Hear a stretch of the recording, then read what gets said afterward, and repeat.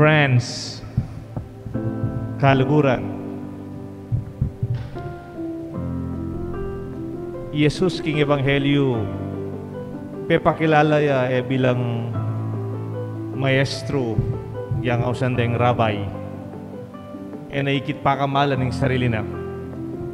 Kaya naman sinabing sarili na bilang Ginoo, anak ng Diyos, pero pepakilala ng sarili na karengkayang talatuki, karengkayang disipulos, karengkayang apostoles, karengkayang inaus king sa suwan.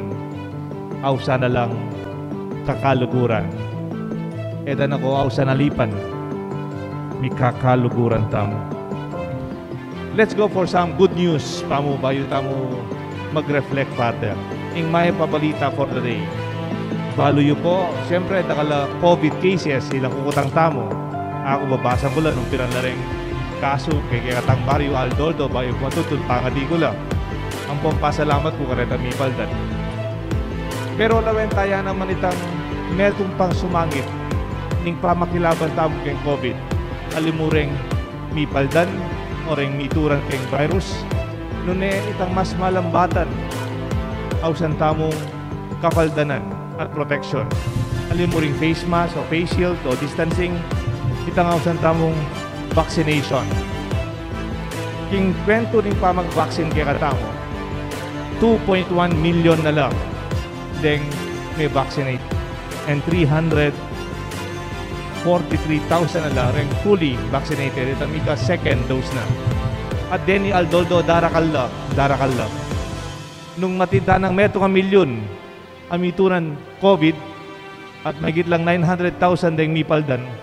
Ngini naman lawen taya naman itang tukyan taya kayang balita pilano reng mika bakuna. Makasikan lupuy ni. Karita pang May 5 ketiking Angeles at intaan ng 3,469 amika bakuna. Inunado pa mo ring frontliners deng sisilbi karing kaya katang baryo karing kaya katang magobra publiko. At sunod-sunod na kanyan karing mga tuwa karing ating sakit at sunod-sunod na at dapat tamong maging masaya. Bakit po? Kay Pampanga at intanang 28,336 individuals already vaccinated beyond the frontliners. Ding aluang balen, pati na rin mga tuwa. At nandingabak ating 1.5 million corona vaccine dinatagking Ninoy Aquino International Airport. And today, kiti Pilipinas, buong Pilipinas, ating tanang 5.5 million vaccines delivered in our country. And at the end of the month, ngayong May, we expect 7 million vaccines to be delivered in our country. That is almost 10% of our target, more than 70% of vaccination. It is snowballing. It's getting bigger and more are inoculated every day. May even get more efficient and better each day. I also noticed the regular supplies from various suppliers coming in our country. CoronaVac or Sinovac from China, AstraZeneca of Oxford, Sputnik 5 of Russia, Pfizer of USA, and Johnson & Johnson's of the Americans. At po po itang Covaxin of Bharat Biotech of India. Nung lalo nyo po, darakal na la naman deng suppliers tamo. Darakal na la deng mag-donate mo naman deng papasasari. Namburin na po sabihan nini. Bukas, it could be better than yesterday. Last year, Mayo 2020, taman balo nung Mika bakuna. E tamang balo nung mirasan tamo, ngayon manayata namong bagya namo. The news really makes us encouraged, inspired, even excited, and all the more hopeful. The best is yet to come. We see the silver lining even when we still have 60,000 cases of active COVID-19 cases in our country. Ang yan din kaso ngayon bababa nung bababa, aldoldo kayong buong bansa. I think more or less this week ating 5,000, 6,000, pero bababa no po. Unlike last month ating 15,000. Bababa na po sana. The cases are also going down little by little. Amidst the other discouraging news in our country, I chose to proclaim this is specific good news. Magdala tamong maya pabalita, makasikanlug at makasaya. I'm looking forward for the coming days, excited and full of life. Itang milwalta na, itang pwede tanang mag-umpisang pasibayo. Siyempre, ang may bakuna na ka, kailangan pa rin mag-face shield, mag-face mask, pero it will be better in serving and working for one another. Potang magdala kang maya pabalita, bala mo kaluguran ka. Friends, bring good news. Anyapin ni Kristo, ing maya pabalita, ing kikatang ebanghelyo nga na, I call you friends. Ing kikatang dadala na balita, maro ka balita, mabayat a balita, malungkot a balita. Nya potang mamasa tamo kayong ebanghelyo, kay ba nang binasa ning pari. Iproklama na, iti, ing mayap, masayang balita ning Ginoo. Imumunang pamamasa, katong pamamasa sa bintabo, iting amano ning Ginoo. This is the word of God. Thanks be to God. Salamat kayong Diyos. Pero yung ebanghelyo ng Kristo, ebanghelyo na ning maya pabalita. Antiya mong kakaluguran ang magdalang maya pabalita. Kasanting na po ning salitang kapampangan. Kayong kapampangan, patang sabihan mo, friend. Bunin sabihan, kaluguran. Pero patang sabihan mong love. Bunin sabihan naman, kaluguran. The same word. Apa siya po? It's just a different accent. Itang metong, ketang mo munang A, kaluguran. Tanawang metong mas makabay ngay, kaluguran. Kaluguran. At yang kayong Filipino, kayong Tagalog parlance tamo, makanyan mo naman. Friend in the Filipino is kaibigan. And the root word remains when you say love. Pag-ibig. Kaibigan. They have the same root word, ibig. At ang gusto sabihin ng ibig in itself is will. Will. Kaburian. Desisyon. It's a choice. Anya, kung masyadong maniwala kaya tangaw sa dang, I fell in love. Falling in love. Itang falling in love, wala, may nabuka lang, kakarapat.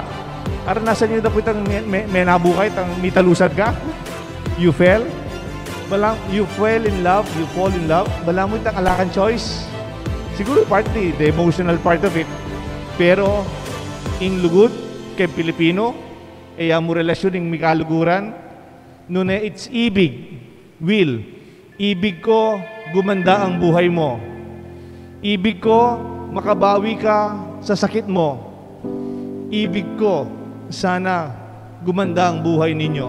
It is my will. It is my choice. It is my fervent desire.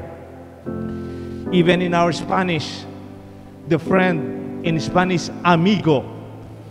Amor, amar, is close to amado, the lover, the one who loves. And the one who loves is also a friend. From the word amigo, a friend, amar. That's why God and the will of God is like the blanket. May I repeat? The will is a good will that blankets and envelopes friendship. It is light and lightens the heart. Jesus considers us His friend. Mabayat po kasi po tang talatuki. Pwede yan naman po yun. Pwede yan naman talaturo. Jesus, maestro, mabayad bagyay ang old concept of God and creatures. In the Old Testament, God and like slaves. Bala mo alipan yung relasyon tamo kay Diyos. Kaya katang kapakumbaban yung kaya gamitan tayo salitang alipan mo ko Ginoo. Pero Kristo yung anak ng Igpa, sabyana kakalukuran ta kayo. Jesus continues to call His disciples friends. He's always bringing the good news. That relationship of love remains. It is described further by Jesus as a relationship with complete joy. Emo itang kabutka, masaya. Emo good time. Emo chill. Alipo, itang talagang tulang malalam. And Jesus defined this as friendship. Friendship permeates all human relationship. Imburi na po sabihan nita, potang impami kaluguran, tatagos kay nanumang relasyon tamo bilang tao. It can be applied to all kinds of friendship. For all kinds of relationship. May give you an example as all relationship can develop into friendship.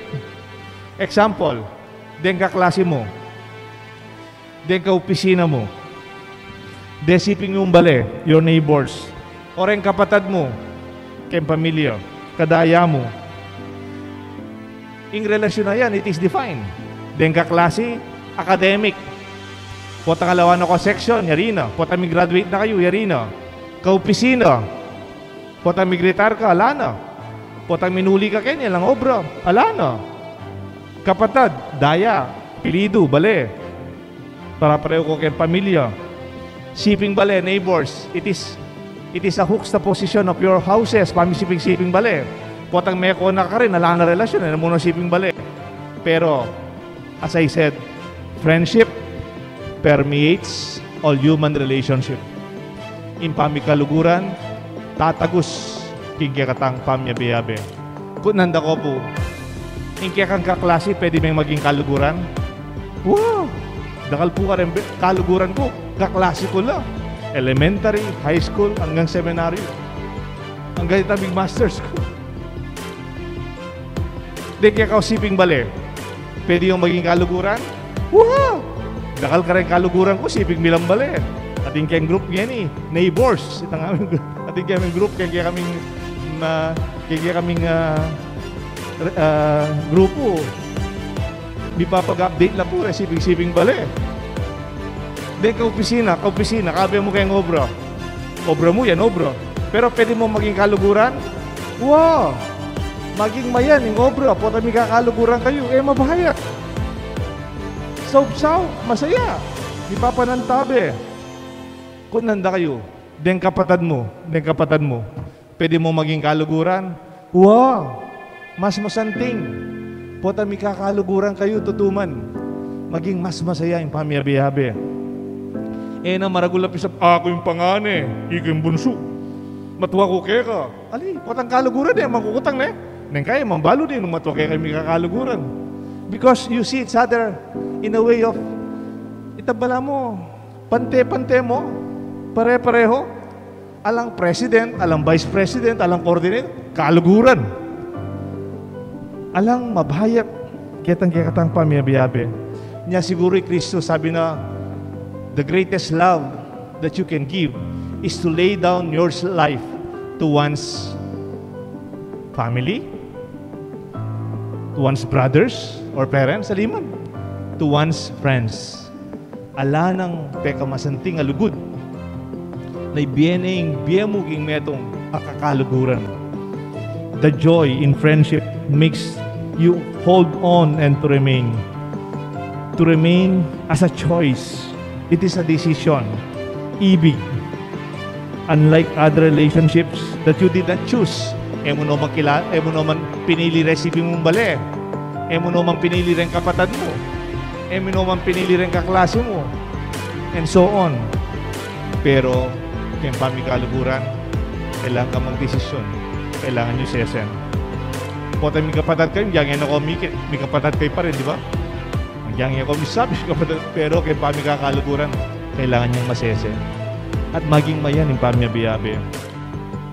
Nang kay kasi we make a relationship very stiff?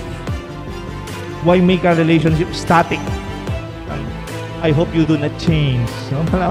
Buli sabihin na magbayo, kaluban na lang dati. But we change. Tutwata mo, miminata mo. Nengkay, manaliway mo ganita. Kailang bata. Sometimes we see ourselves a heavy relationship. Nengkay, chutabali, nakabayat yung relasyon tamo. Kaya isang ban pwedeng maging mabayat. Punta ba lang, obligasyon yung pamiyabiyabay tamo. Hanapin, nitang kanta ng Barbara Streisand. You don't bring me flowers anymore. Bala mo, o tayo mo nakapagdalang bulaklak. O makanano na karo kung pagdalang bulaklak. Pagdala na kang bulaklak, di tambayin tawiya pa. O ngayon, tambadya, napamaya dyan ang kuryente eh. E na magdalang bulaklak kasi sasalin ng formula milk. Pamayad na ng tuition fee. O itay lugod. Lugod pa mo rin ito. It's not only romantic. Kailangan ikakatang relasyon, it's dynamic like friends. Manaliwata mo pero yung pamikakaluguran, manatili. Nga na kung Pope Francis, may your relationship go beyond the boxes of the organizational chart. Sana ikakatang relasyon, lumalta ka retang, wari kang organizational president, vice president, secretary, pakakaun-kaun la. Sana lagpusan nyo rin kaun na reta nga na. And seemingly, when you are friends, you go out of that relationship of boxes, that you become free. Goodwill in action is friendship. The grind of life will not stop. Hanggang bisa ka, sige, mag-obra. Hanggang bisa ka, sige, mag-aral ka. But unless you stop by intention and action, it will always be restricted. Anyapin po, at didam nyo na po ito salitang ARC, A-R-C. Sana you have that ARC relationship. Sorry po. A-R-K. K-A-K. Palitan mo yung K. A-R-K. Nanya po yung sabihan? Acts of random kindness. Itang kaluguran, kayapan, mo na kailangan schedule. Randomness. Wari niya tabi kakaluguran kayo, lana ko man schedule. Once a month, may kita mo. O balang alas 6, may kita mo. It is as you are free. Kung may kita mo, kayo may kamuha ng tapin kasi bigla kang may bengi, mapansinan ng oras because of the natural, random initiative as a response to a situation. Kindness is not something that you have to schedule. Friendship is free from the limitations of our structures. Like the model of the good shepherd, the good Samaritan. Itang maya pa Samaritano, man makaschedule at inya sopan kendalan. Iniwasan. At inya pupunta lang, tinipaya, kayang asno, sinopane. Spontaneously, he decided to go down from his donkey to help the dying man. Spontaneously, he decided to withdraw money from his pocket to help the man. Random kindness. No schedule needed. Natural goodwill, allowing the interruption to express your innermost goodness to your friend. Really, we need to go out of our own comfort zones to experience real friendship among us. I pray that in our parish, in our community here in Sapang Bato, sana po ay kumuha kakit Father Deo Galang, Parish Priest, kitang organizational chart. Sana itsuko naman Deo Galang, your friend. Kung maging mikakaluguran tamo, I will still be your priest. Gawang ko pa rin ng obligasyon ko, pero sana maging mabayat. Sana tatakot king balang metong. Maging tang natural at maging tang tutu. Makadyan muna sana yung pamiyabiyabay tam kikatang parokya, kikatang baryo. Masaya ako nung kikatang kapitan, nakaluguran ke. Itang kaya ke, kaya kakaken, keniko ken, alipo. Para pareho ta susuyo. Ading miyaliwang magobra, kikatang pisamban. There are times that we have to plan our own interruptions to do good. This defines friendship that we have with Jesus and with one another. I just shared with you, my dear friends, the concepts that I have about friendship that may help us to express our faith with one another. The friendship that brings good news, enlightens our heart and our minds, especially in these most difficult times. Kailangan tala po maging kaluguran. Nga napinitan mo itong expression, it is good when you have friends who are like your family. Masanting ta? Masanting po ang ating kaluguran, balang pamilya mo nala naman. Di ko kaluguran mga nita? Dito nga chula nga chukeng baleyo, alaman okasyon, makpangan la. Balo day laman ng refrigerator mo. Hindi nga alam berde, makipangan la. Hindi kayo matundo na la, ila pa mumuli. It's good to have friends who are like family. At home laki kayo. But it is better when your family becomes your friend. Pero mas mayap, potang pamilya mo, maging kaluguran mula naman. Makanyan mo naman sana kayong pamilya ng Diyos kay katao. Maging taming kakaluguran. Uling, i-Kristo mismo. Kaluguran, ing turing na kay katao. King lagyo ning ikpa, po ng anak, panibalan Espiritu. Amen.